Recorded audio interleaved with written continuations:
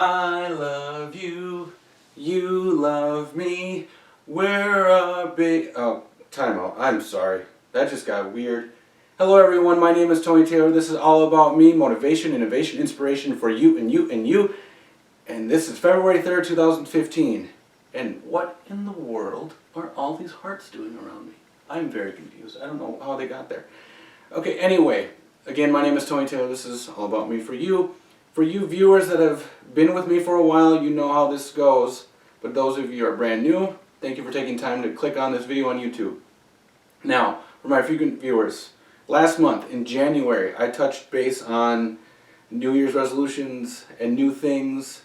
And I alluded near the end of the video that I was going to talk about Valentine's Day, of course, because that's what we think about in February. Well, that, and I guess Groundhog's Day, 6 more weeks of winter.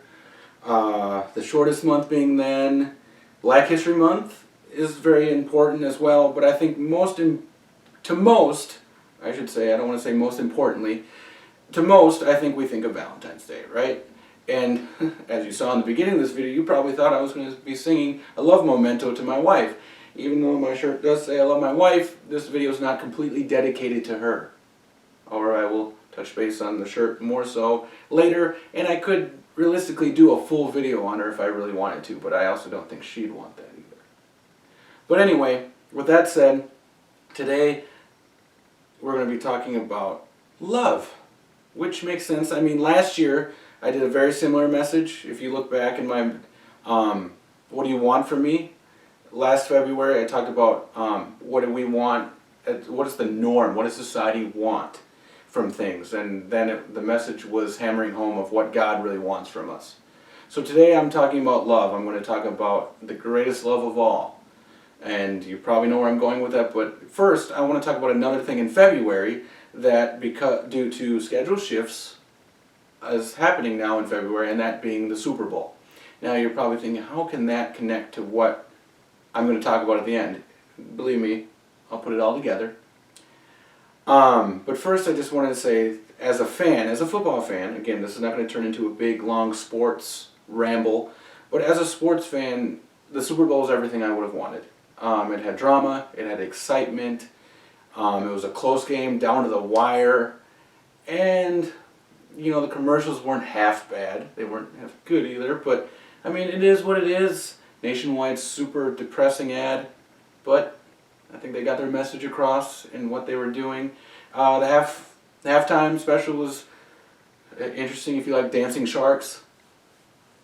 But anyway, I think the Super Bowl was great. I really enjoyed it, and I will admit that I was leaning more towards the Seahawks repeating, but I'm okay with New England winning it.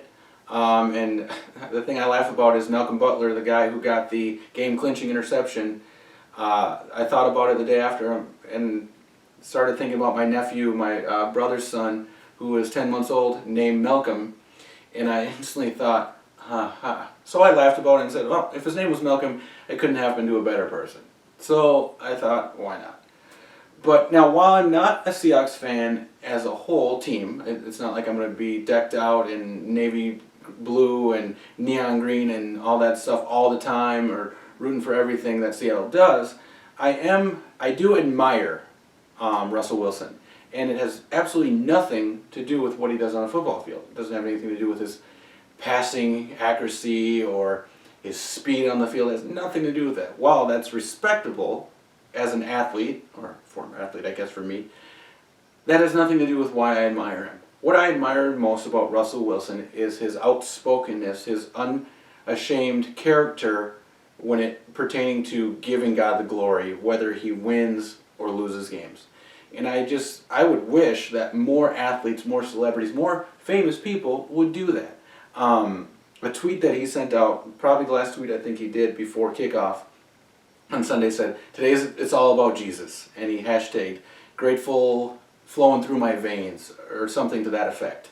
And then after the game, when you think everybody, after a heartbreaking loss that it was, he said, you know, he thanked God for the opportunity to be able to play the game and be in the game. And he said something along the lines of a minor setback is a setup for a major comeback. And I just think it's so amazing for how unashamed he is to put that out there, when in society often would like to think that celebrities, these or athletes, these people getting paid millions and millions of dollars to play a game, they've got all they could ever want. I mean, they got everything that defines success.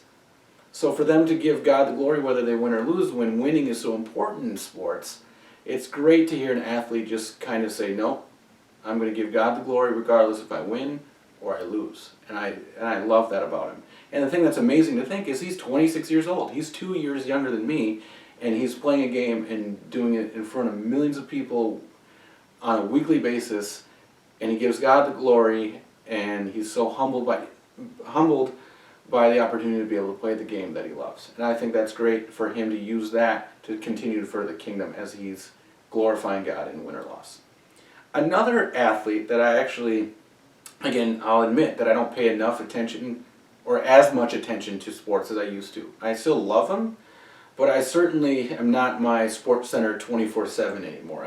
That's what I used to be. I used to eat, sleep, and breathe sports. I played sports through high school, through all that other stuff. But now it's, I might catch it and I, will like the big games. I'm a fan of some other players. But Benjamin Watson is another athlete that has been on my radar as to a person that I'm just truly, truly admire.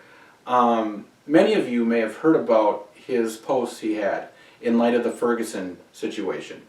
And he said that it's not a skin issue. It's not a matter of what happened in Ferguson being a black male being shot by a white male cop and all those things, what society is putting at you, what news media outlets usually put out. He said it's not a skin issue, it's a sin issue. And for him that little phrase, it's not skin, it's sin, was huge. Because again, another guy that's in the limelight of sport, of professional sports, and talking about, the gridiron and talking about all this other football stuff, he was able to break that wall to know that the world that we live in is fallen and broken, and it's not a skin issue. It doesn't matter if it was a white on white crime or a black on black crime or a black and white Asian. It doesn't matter. He said it's not a skin issue, it's a sin issue. And I think that was absolutely amazing that he said that. And the thing that I wanted to touch on, what he said, Super Bowl Sunday, he had posted a blog. I've been following him on social media now. He posted a blog about when he first won his first Super Bowl ring. And I think it was so, I'm going to try to find it here for you. It just really hammered home kind of what the point I want to emphasize in this, and that being love. I'll kind of summarize it for you right now. Until I find it, that is. He talked about how when he was on the Super Bowl, he was actually with the Patriots 10 years ago, and he was a rookie. And they won the Super Bowl that year, but he was on the injured reserve the whole time. So he was so depressed afterwards. He's still got a Super Bowl ring, which is the highest ranking you can possibly, I guess, until Hall of Fame or Pro Bowls and all those other things. But a Super Bowl ring is a pretty big deal. Dan Marino, a legendary Hall of Famer, never got a Super Bowl ring. So you think about him as a rookie on an injured reserve, got a Super Bowl ring. So he was depressed about that because he felt he didn't deserve it because nothing he did, he didn't help the team at all. And what I just loved is this picture he painted of this is just how God's love is. How we have to do, there's nothing we can do to deserve it. And I'm just going to kind of touch base on what he said. So I talked to you about how he felt he didn't give anything to the team to be able to deserve it. So he goes on to say, 10 seasons have passed since that February night, and I've finally come to terms with a few things. First, regardless of how I feel about it, I'm a Super Bowl champion. Secondly, I could not and did not do anything in that game to earn the championship ring I now possess. Thirdly, as a Super Bowl champion, I have the right to wear my ring with pride and enjoy all the perks and privileges that come with being a champion. In a very real sense, here's where it gets awesome, and this is where I'm hammering home this message, and I just love it. In a very real sense, Christ has done for me exactly what the 2004 Patriots team did for me that night. He has made me a champion over sin and death. He has made me more than a conqueror over difficult circumstances. He has made me a new creation, regardless of the sin of my past, present, and future. He did all this not because I deserved it or because I did my part. God saved me from death because of His grace, His unmerited favor, given to me through the death, burial, and resurrection of His only Son, Jesus. He goes on to quote Ephesians 2:8-9, which says, "For it is by grace you have been saved, through faith. This is not of ourselves. It is the gift of God, not by works, so that no one can boast." That just gives me chills just thinking about it. It gives me goosebumps because I know a lot of people in society. I'm definitely not calling out anybody that is, any non-believers, but if you're a non-believer, many times this is the way you think you earn your way into heaven. You think you do a lot of good things, you give to charities, you wave to the homeless person, or whatever the case is. You think the more good things you do, the better chances you're going to have to see the big guy upstairs, is what sometimes non-believers would call him. I admit, when I was in my walk of faith, that I'd give God the glory half the time. I would kind of want to accomplish something. Then I might say, okay, He got me to this point. But there's nothing good enough that I could do. I've said this in videos before. There's nothing good enough that you could do that's going to get you to that point. And he goes on to continue, and this is just, again, this is echoing what I'd say. So, we cannot earn our salvation before a holy and righteous God. Nothing we can say or say or think will ever be enough to pay the penalty our sin requires us to pay. We can't be good enough, benevolent enough, tolerant enough, spiritual enough, pious enough, or anything else enough. God saves us by His grace. But a lot of time our pride gets in the way. And isn't that true? It just amazes me, and he continues on and just says, wherever you are when you read this, understand that God says in His Word that by your own merits you will never be worthy to be His child. He actually says we deserve to die because of our sin. Talk about a love that costs God everything, but we get everything from Him. He sent His Son to the cross. I've said it before, and I'll say it again, that the most well-known Bible verse, John 3:16, for God so loved the world that He gave His only Son. John in John chapter 15 says, no greater love than this, than one that lays down his life for his friend. God sent His only Son for you and me and everyone around the world. Not God so loved Atlanta, God so loved Alaska, God so loved Minnesota. No matter what, everywhere in the world, God sent His Son because He loved the world. And he continues by saying, not only physically but also spiritually in our internal separation from Him, because of God's great love for us, He sent His child to willingly shed His blood to give us the right to become children of God. Jesus has already won the victory and offers us a ring of salvation, inviting us to repent of our sin and faith, slip it on, and live forever as champions. And he says, unlike the NFL, there are no prerequisites to qualify for this gift. The invitation is open to all who would receive it. It doesn't matter who you are, where you live, or what you call yourself. Christ died for all. And that's exactly what I'm saying. It's such an amazing picture. And I think, again, with all these hearts surrounding me, with me joking around about singing Barney this in the beginning, no greater love than God's only Son who was sent for you.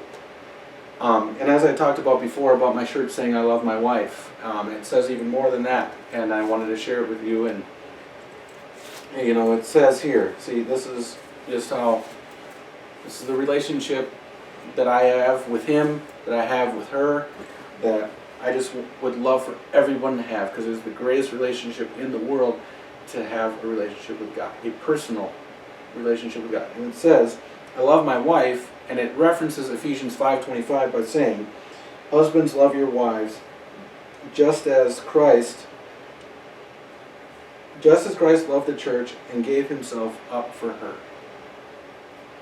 So that's a point of husbands everywhere, wives everywhere. Love your husbands. Husbands, love your wives, just as Christ loved the church and gave himself up for us. I said it in my video, like I said last year and last February when I was talking about, when you think of love, we think of a heart. But I say we think of a cross.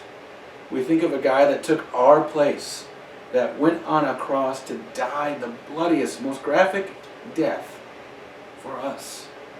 Took on a crown, fit for a king.